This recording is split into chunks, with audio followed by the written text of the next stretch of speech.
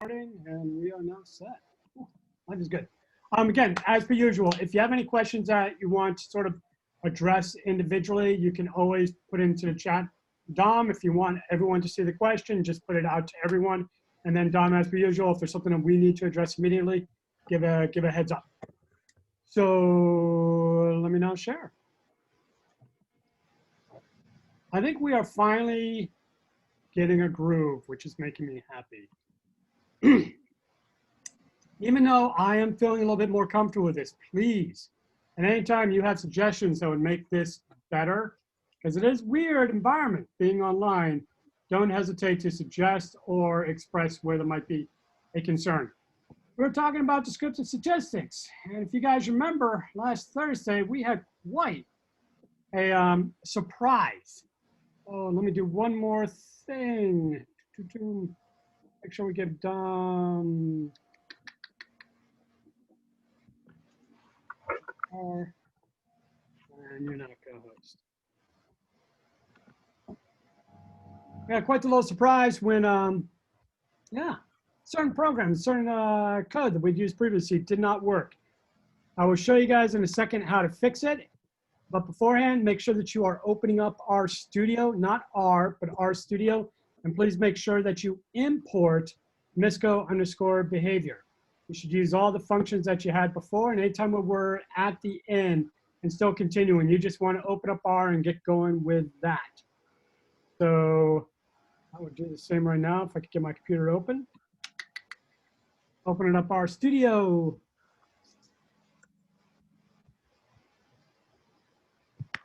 Alana, I think I saw you, right? Alana, how do I want to do this to make my life easier?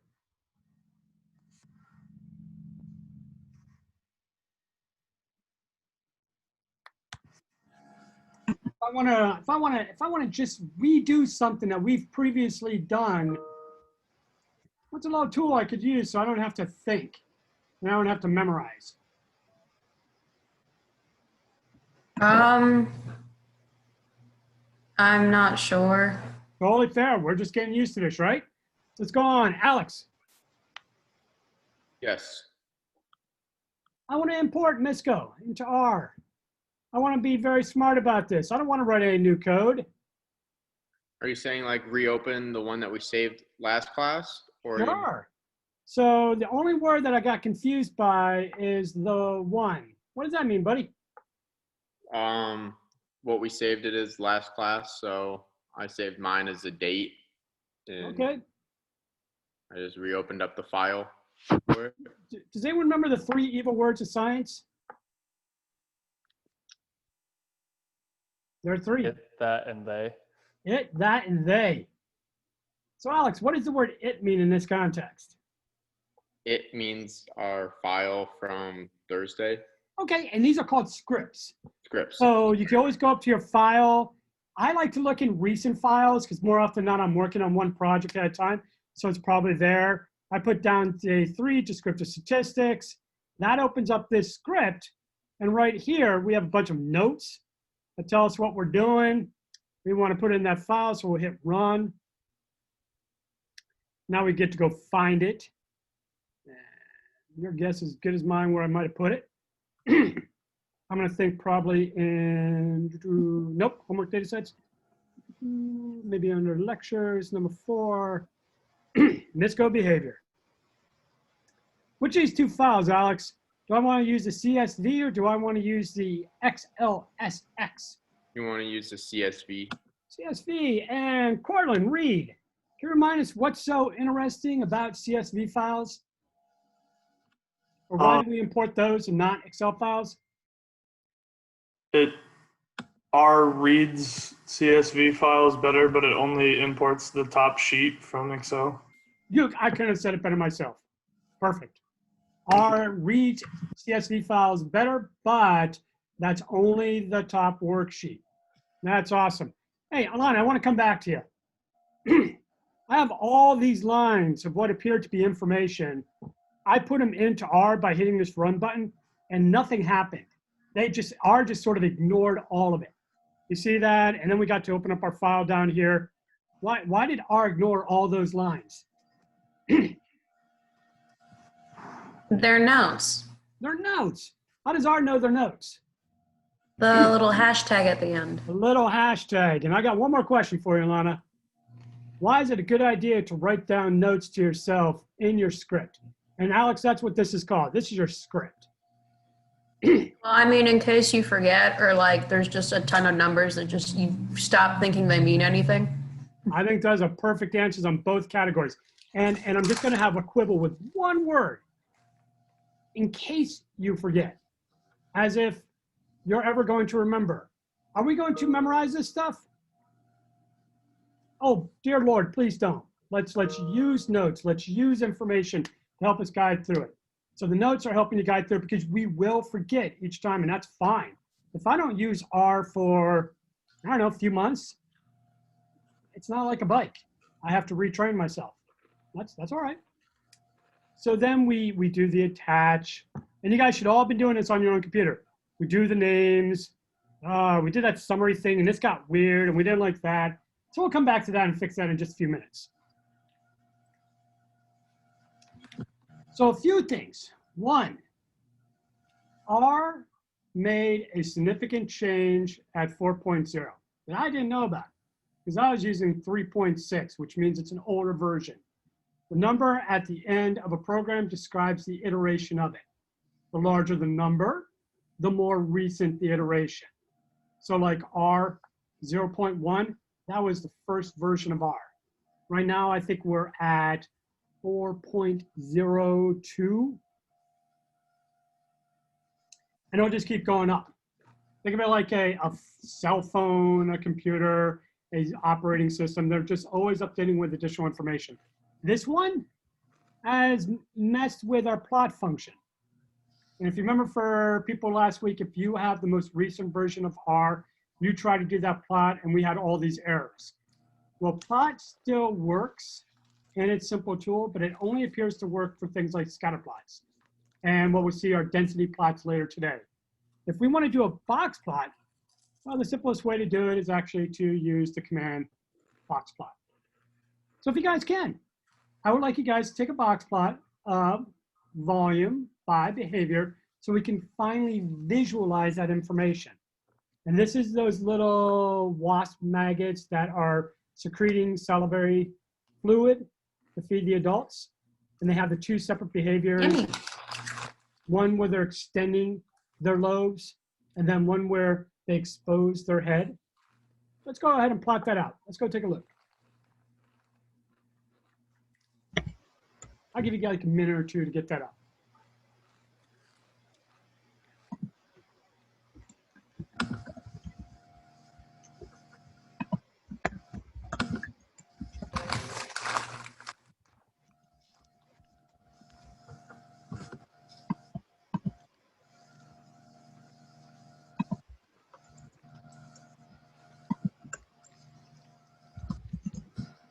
So a good question came up in the chat as you guys are doing this. You do not need to upgrade to 4.02. If you want to, please feel free to, but there are some adjustments. I did upgrade, and I'm going to be sort of modifying my codes to fit that model, but that shouldn't affect anyone with an earlier version. And I know some people are using older versions of PCs or Macs, and everything should be fine there. If you have an individual question, we'll send you out into a breakout room with Dom and we can get those worked out.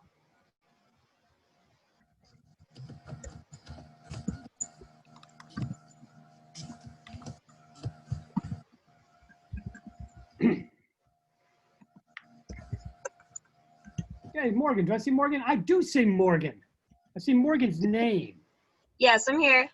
Okay, so if you guys could do me a favor, if you're not gonna put up your image, which is fine, put up a picture of yourself. Okay. And I'll give you an example for my own. If I do this, you get to see a picture of me working at the, where am I right there? I'm at the British National Museum working with the earliest English map that references the Galapagos Islands. And that made me happy. Well, because I like the Galapagos and evolutionary biology is just totally cool. So working with the first map, which by the way had 2 separate locations for the Galapagos, both with the same name, but it put one over here a little bit further towards the west and north, and then one that was actually pretty close to where the Galapagos are. So if you're not video, put up an image. You don't have to do it now, but put up an image at some point so we can see you. So Morgan. Yes. We take our script, we bring it over here. I'm gonna paste in. Let's try again. Copy. Paste. Okay. Does that look good, Morgan? That's what I'm getting on my screen, so yeah. That's a good way. I like that. I like that. So Morgan, can you please do me a favor? Can you describe what you are seeing? I suppose you're seeing that the volume of secretion is more in the head than the lobe? Okay, without doing any From the head and the lobe. statistics, we might say it looks like the salivary secretion that animals which do head exposed is larger than ones who do lobe.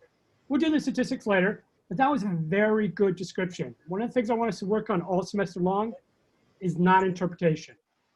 Let's work on describing the data. After we describe the information, then we can discuss interpretation. But Morgan, that was a perfect description. Tara, do I see Tara Smith? Check and see. Tara, oh, you're there. Hey, buddy. These codes, do they work? Let's try again. This plot, did that work? No, that's ugly, right? Mm-hmm. So what do I want to do with this? Do I want to leave it in my script so it could just run and I could have mistakes? No. So what can I, tell me what to do. That's actually one thing I was having an issue with on my own, because every time I tried to remove it, it just gave me an error. So I'm actually not sure how to do that. So one option is just to delete it, right? Mine is not letting me do that. I don't know why. Well, we'll figure that out. We could get you and Dom in just a second. But one option is we could just delete those code. Mm-hmm. I'm going to encourage you at this stage, as we're learning the process, to not delete it. What would be an alternative? If we don't delete it, what would be a good idea? And I want Casey Lawrence. Will you repeat the question, please? I got a new computer, so I am working on uploading all of my previous stuff, and for some reason, it's not transferring over correctly.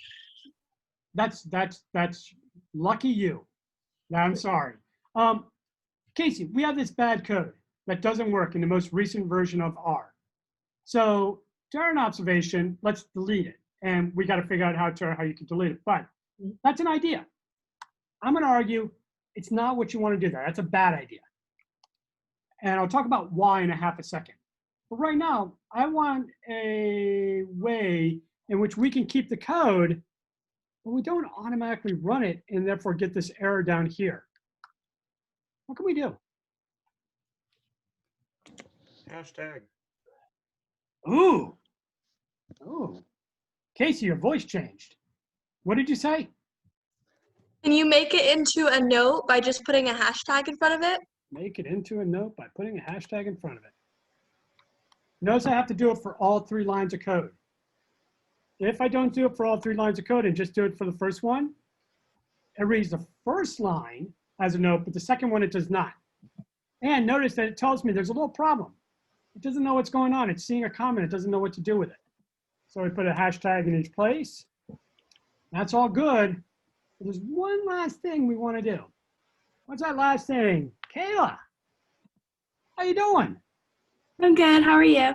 I'm good. What do we want to put on line 40?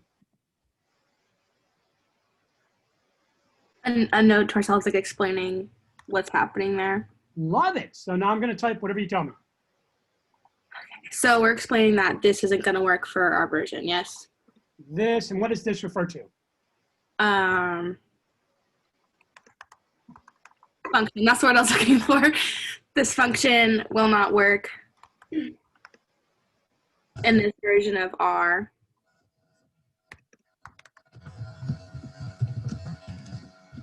What version is it?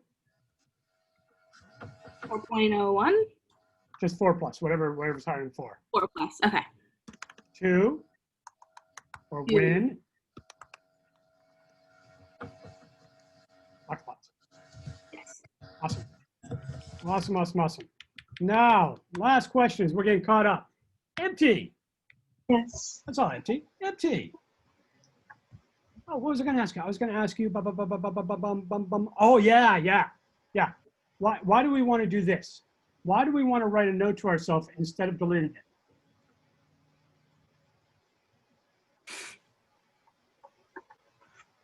Hey, would you be able to make a breakout real quick? Yeah. So that Cortland and I can go in there and solve something? Yep. Empty. Yes.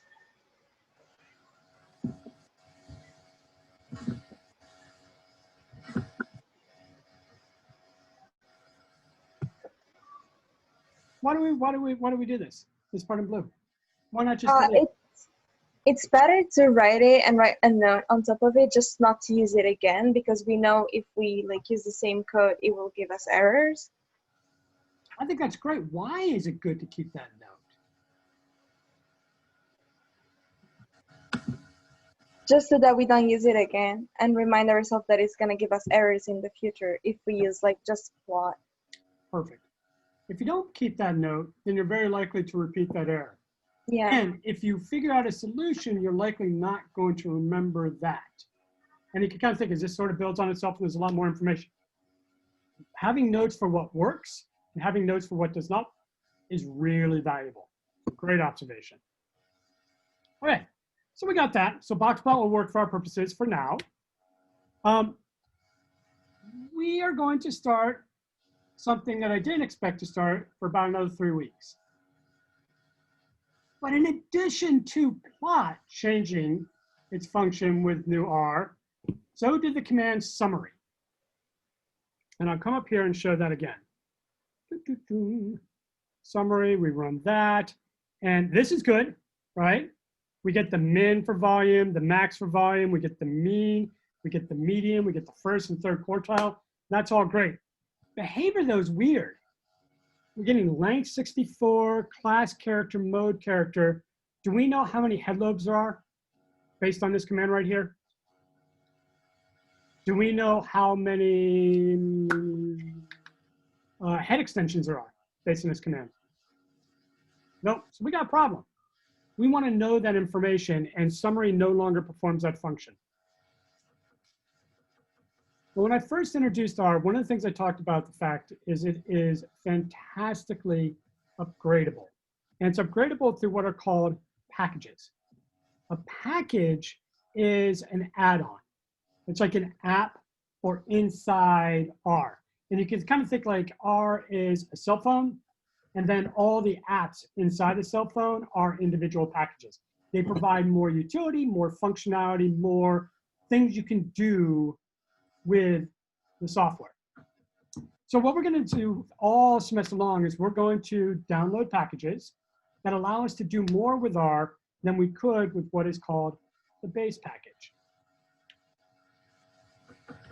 The first one we're going to look at is something called HMISC, H-M-I-S-C. And this is the package that just has a bunch of miscellaneous functions. And for some reason, I don't know how to write a complete sentence. So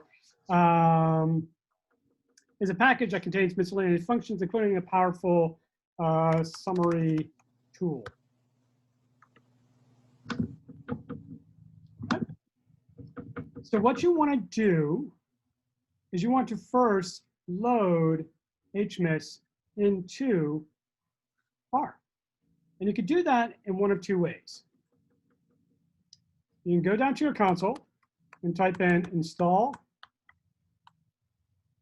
.packages and in parentheses type HMIS.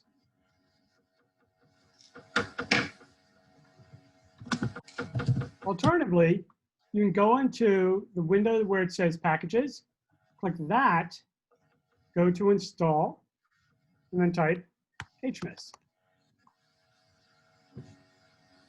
These are case sensitive, So since this is capital H miss, we need to type all of that. Can you do both of those again? I'm going to be happy to. So one option is to go down to our console, type out install.packages, and then we're going to put in the package we want, HMIS.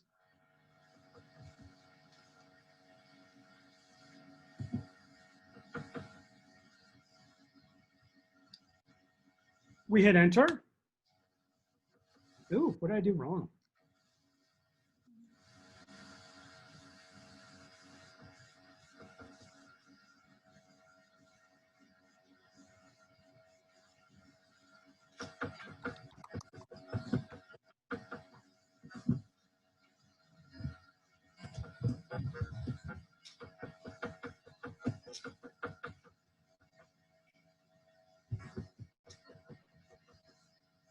Oh.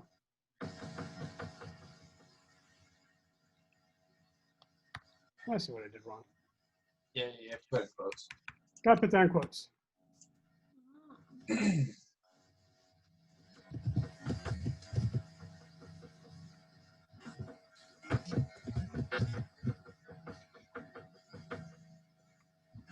enter. What this will do is it will install the package on your computer. And as you use R more and more, you're going to have 10, 20, 100, 200 to maybe even 300 different packages that are loaded on your computer. They're just things that you'll come back to here and there. During the course of the semester, we'll probably use between 5 to 10 packages total. When you install a package, you do not need to put it in your script. This is something you do one time per computer. Once you install it on your computer, you never need to do this function again. However, can I clear this? Yes. We are going to have to load it. So install.packages installs the app into the computer. Library puts it into this session of R. So we type in the function library, we type in the package we want to use, and then we hit run.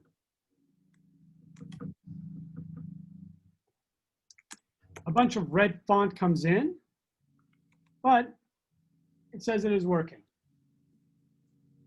When you do the library, it doesn't have to be in quotes.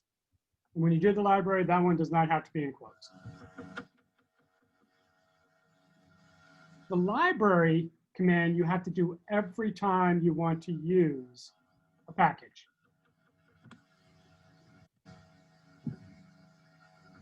So since we have to do it every time we want to use in a package, one of the things that I will always do in my script is add packages that need to be loaded for the script.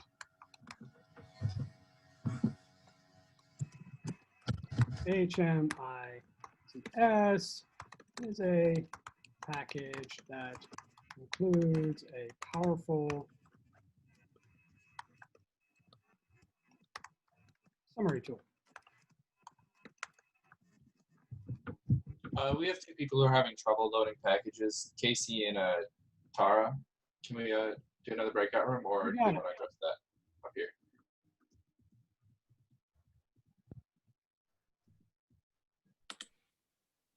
Me too, please. Yeah, anybody who's having trouble. Maybe. Okay, so I got Dominic, I got Tara. Who else? I heard me too, but I don't know who that is. Me too. Me too, right here. And Cassie. Courtney. There you go. Thank you, Courtney. Cassie. I'm in trouble too. Can you add me? And who is the me? Alana. You got it.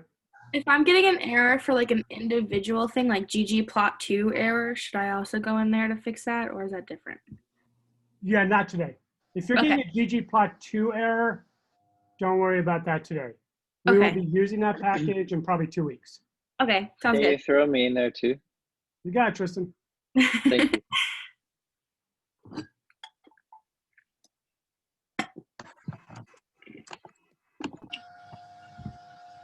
Okay. I'll see you guys back in a bit.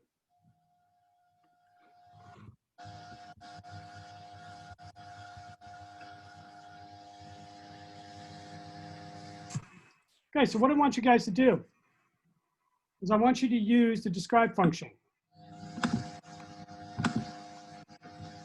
You need to put in the matrix name and then use a describe function. And I want you guys to tell me what this does. I'm gonna give you guys about a minute or two to do this.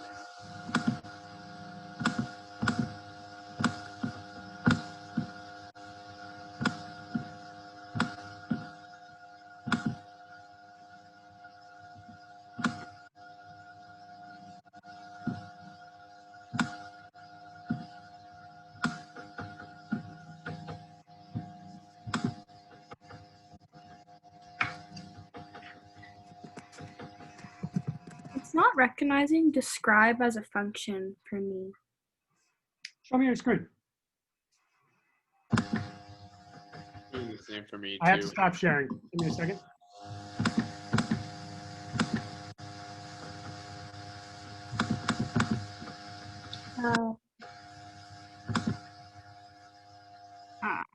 It's just not recognizing it.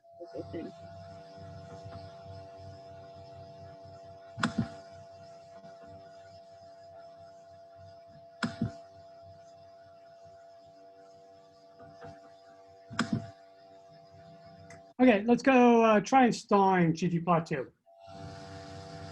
Okay. Go to packages over there, hit the install. Type in ggplot2. You know, it should pop up. Yep. Go and press install. Yeah, go ahead.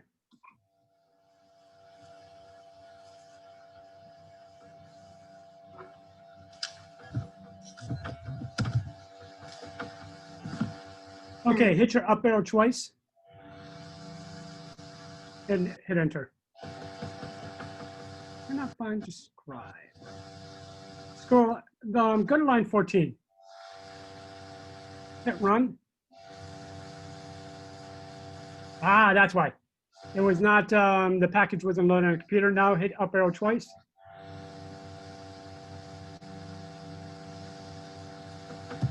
What was I? Hit enter. No, come on. Shake. All right, go to line 14 at the end of it. Hit enter. And type in library, parentheses, ggplot2. Hit run.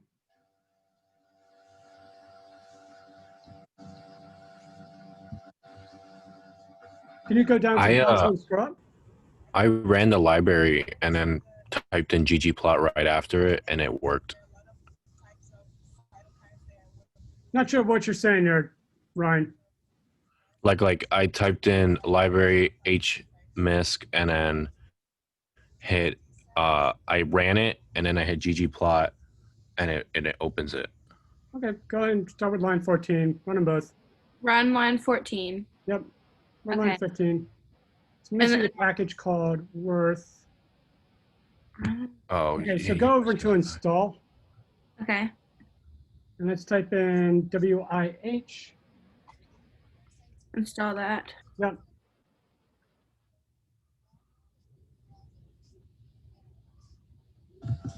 Hello, my Zoom crashed. So can you throw me in the breakout rooms real quick? Yeah. They're all in there by themselves and No. died. I just closed them, so I'm going to pull them back out, and we'll set them up again. Oh, okay. Accidentally. Yeah, literally my Zoom disappeared from my screen and I couldn't find it, but I could still talk to them. And it wasn't on my taskbar or anything, so I had to end task. Is it still possible to join the breakout group? Yeah, we'll set it up again. Thank you. One of their questions was, why does it spew all that stuff? And it just does it when you install the package, right? Yeah. Yeah. It's just showing you where it's at in the process. Yeah, I have like 50,000 lines of You can clear all that crap. by pushing Control L if it's Control. yeah, if it's bothersome. You click in the console and press Control L. Oh yeah, there we go. Okay, so Dominic, you're gonna go out. Who else wants to go back out into that room and tell me your name? Me, Dakota Rivers. Go to Rivers, you got it.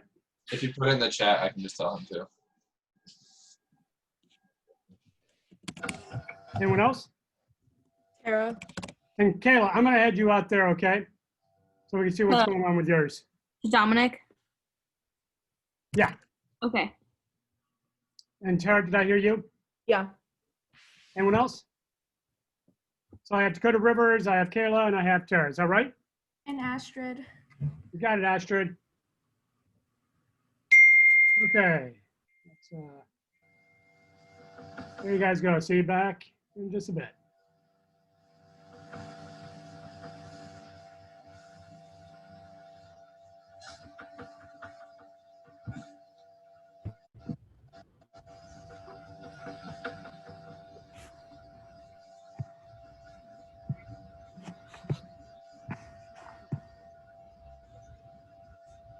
Okay, when we hit the describe function, this is what we see.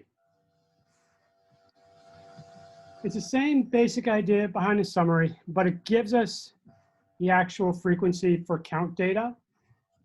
And then it gives us quite a bit of information for continuous data. The mean, the median, and then the frequency of different values as they were measured right across. So describe is a nice tool to look at your overall data set.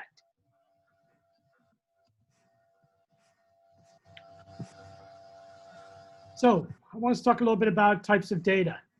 You guys can, please go into Canvas and install the pet data set.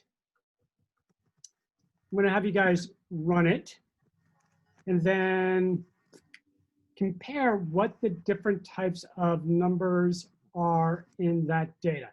What are the values? What do they describe? You may want to use tapply to find the summary statistics of the difference between pet and non-pet owners. So this is a data set. I have a quick question. How do you download it as a CSV from the pets.xlsx? You first download it as the Excel file and then you save as. Okay. Thank you. Yep.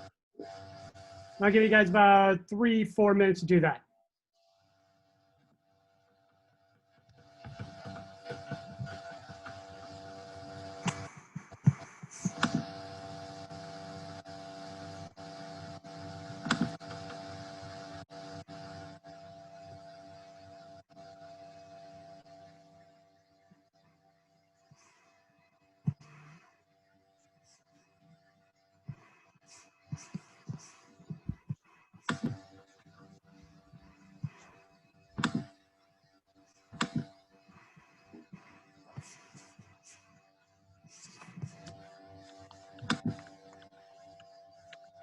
So how do you load it into R again? It's just like attach or no, no. Is it like pet equals read? Yeah, what I would do is open up my code.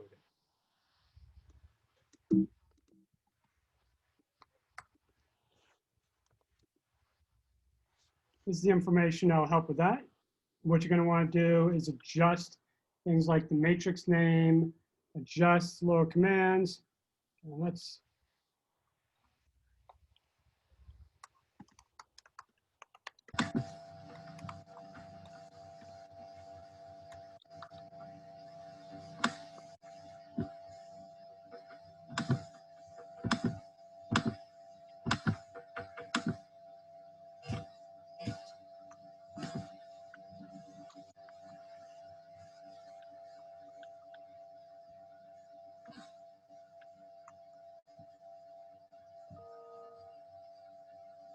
What the hell?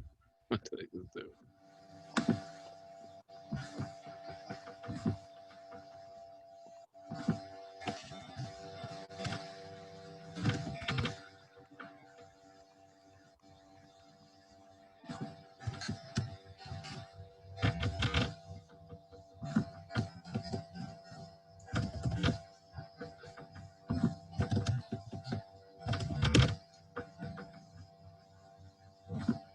About another minute.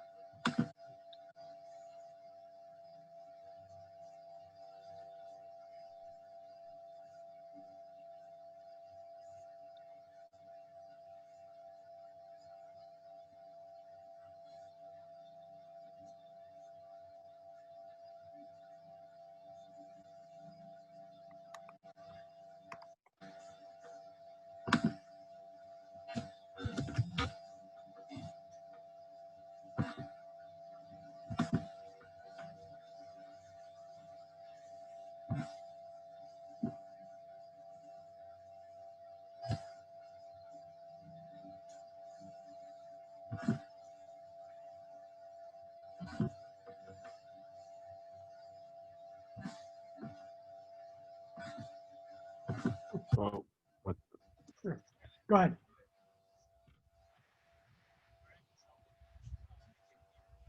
All right, so let's go and get started. Dakota Rivers is out. Elianis. Hi. Hey, buddy. Okay, so I am right now in Canvas. We're going to take that first step. We have our file. We go into class data sets, and we get down pets.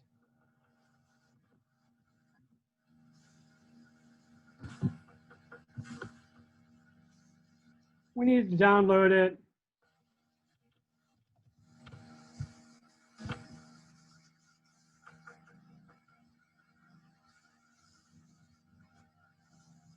We now have this file.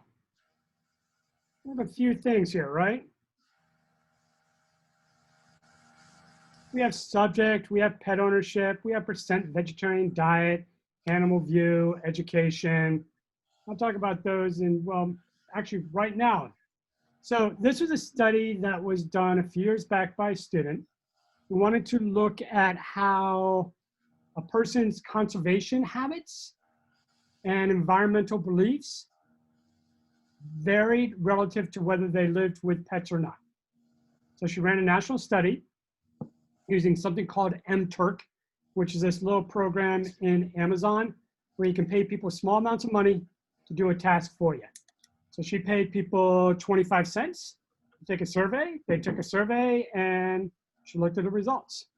She collected, what was it? She actually ends up collecting much more than that. Oh, there it goes. Some 3,000 data points in about 48 hours. It was nuts, nuts. Pretty awesome. The study is much larger, but there was 4 different variables that she looked at. Each person identified whether they lived with pets or not. They described their diet in terms of percent vegetarian diet, which was a sum measure of 5 different measurements.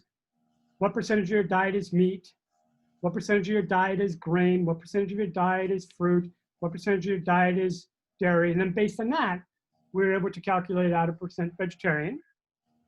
This was a measure of their beliefs about animals. If it was a large positive score, individuals are what are called human exceptionalists. They think animals and humans are fundamentally different. There's no similarity between them. If it was a large negative score, then these were individuals that were anthropomorphic. They thought humans and animals were relatively similar. And then last, in this case, she looked at something called education. How much education a person describes. Some college, graduates from college, graduates from high school, some high school, has an advanced degree, as those categories. So Elianis, the first thing is that this is an Excel file. We have to convert this to a CSV file to import it into R. So what am I going to do? So what I did is I went to save as, Okay. Look up and the file, save as.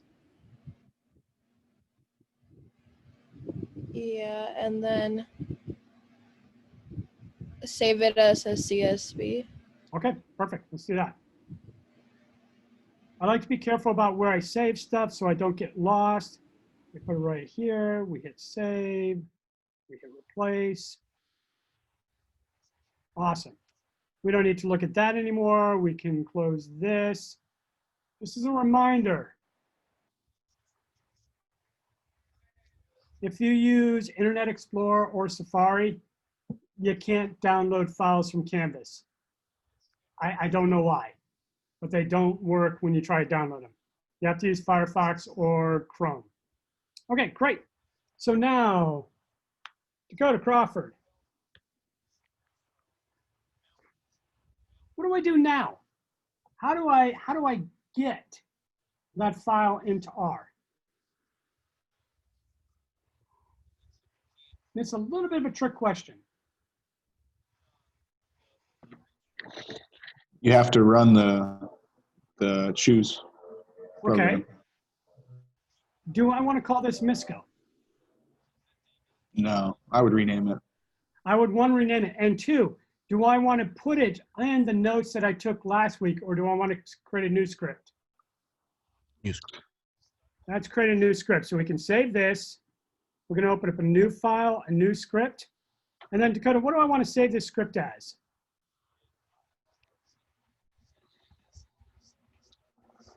I would save it as meat is murder 1.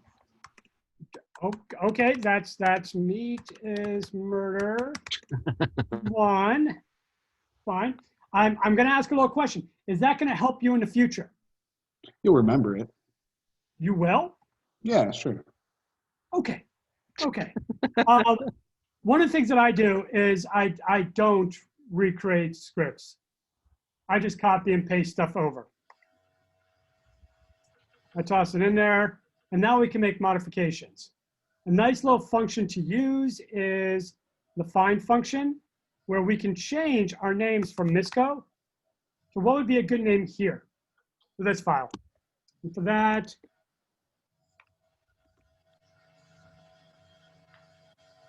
Isaac. I don't want to call this matrix Misco. What do I want to call it? Pets. Pets.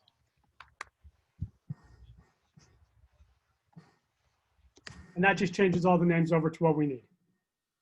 Okay? At this point, let's get rid of summary because we have notes about that elsewhere and we're not going to use it. Am I going to need a package in order to run this?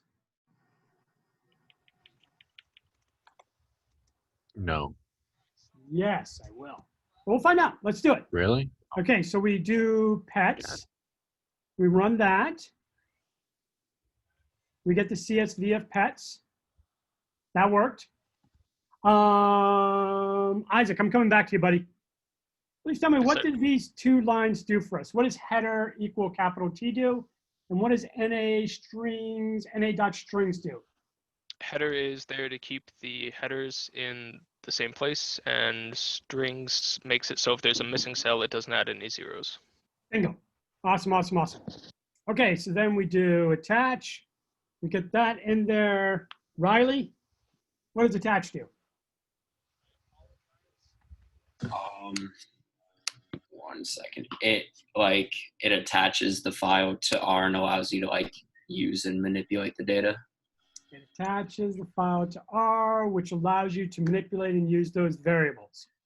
And then last but not least, we do names. And Riley, I'm coming back to you, buddy. Why do I do names? So it shows you what all of your headers are from the data. Shows you what all the headers are. And well, I know what they are. They're in Excel. Why do I do them here? Why do I want to see them again? It lets you use those headers in your code. Attach lets us use the headers. Oh. Names shows us what R calls those headers. And R changes the names very frequently. Like anytime there's a space, R will put a dot in there. So you want to know that. Okay, so last thing, we try to run describe. This all looks good. Everything's going along beautifully. This is going to work, and I know. Let's save that. Let's close this. Let's not save that. You guys don't close it. I want to demonstrate something. I want us to get something to fail and then figure out how to fix it. Okay, we're back in meat is murder. Run that.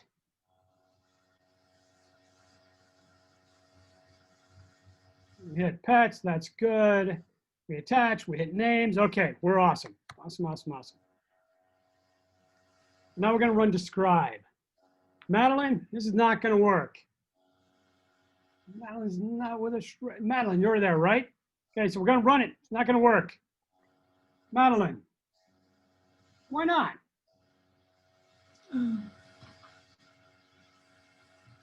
Okay, not a problem. Ryan, you're up, buddy. No, Heather, you're up. Because we didn't use library HMIS. Love it. Love it, love it, love it. I put mine in and just hit describe and ran it and it worked. And I was like, mine worked. Why didn't yours work? I know. I had to close it so that I could get rid of library HMS.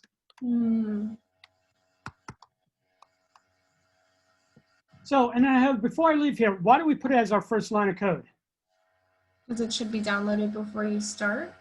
Should be downloaded before you start. Perfect explanation. Do you have to re-download library every time you reopen the script, or does it stay there? Two questions there. Great questions. You do not have to re-download the package onto the computer, but you have to reinstall it into R every time. Okay. Library puts it into R, install.package puts it onto your computer. So now we hit this, and now we get this. Voila. So we have a bunch of different information. We have subject, we have pet ownership, percent vegetarian diet, animal view, and education. For some of these, it gives you both the frequency and a portion. For others, it gives a mean value and a median. You have a mean value here, and a median there. For some, again, frequency and proportion. And then others, they're not real data points. What does this line subject mean?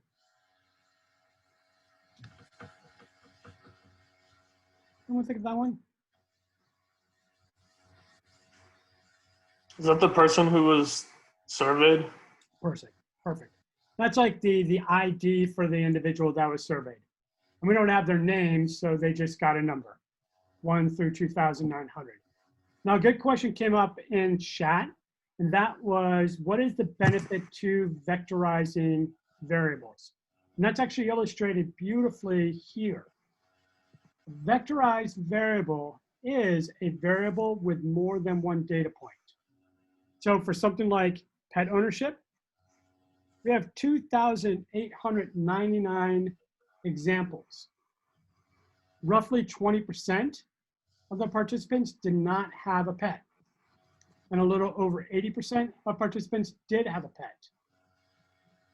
Vectorized data, you can almost think of it as like a representation of the sample. So instead of treating each individual by themselves, what we're doing is we're looking at all the sample within a data set and examining that. And then, oh, yeah, so what is going on here? There's a question of why do we get this? Pet ownership. Why is it called a class character, mode character, education, class character, mode character? Instead of giving us the descriptive statistics like we get here, what's happening with summary is it's just telling us the type of data it is, but it's not giving us any of the descriptive statistics about it, which is why we're not going to use a command summary anymore. We use it for a few small things, but for the most part, We'll use describe at this stage. We'll use summary later when we do things like tapply. Questions so far here?